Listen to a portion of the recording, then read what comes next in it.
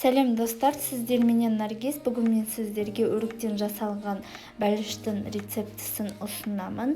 Міндетті түрде жасап көріңіздер. Қажетті құрамдар: жұмыртқа 3 дана, қант 200 грамм, тұз, ваниль қанты 1 шай қасық, ертілген сары май 150 грамм, қаймақ 150 грамм, қопсытқыш 10 грамм, және де 300 грамм, өрік 400 грамм. Ең алдыменен ыдысымызға жұмыртқамызды саламыз, үстінен қантымызды қосамыз, жақсылап венчикпенен араластырып аламыз.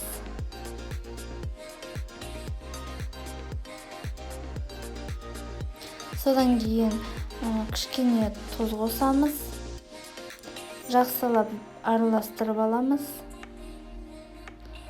Ертілген сары майымызды қосамыз. Тағы да жақсылап араластырып аламыз.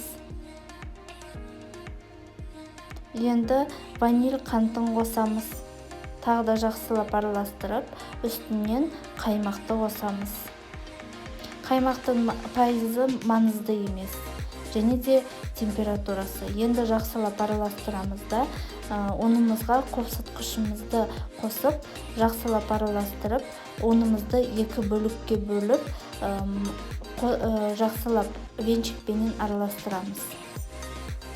Енді тағы да жақсылап араластырып аламыз. Қамырымыз осындай болып шығады.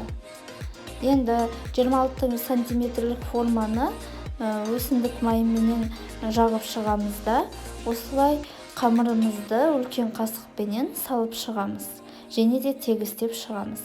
Енді өрігімізді осылай 2 бөлікке бөліп, жан жағынан салып шығамыз.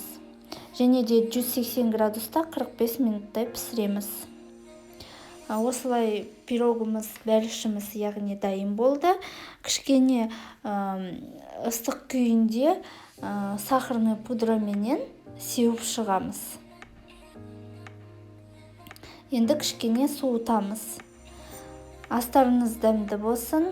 Сіздерменен болған Наргиз. Міндетті түрде жасап көріңіздер. Нәзік, дәмді болып шығады. Және де менің YouTube каналыма тіркелуді ұмытпаңыздар.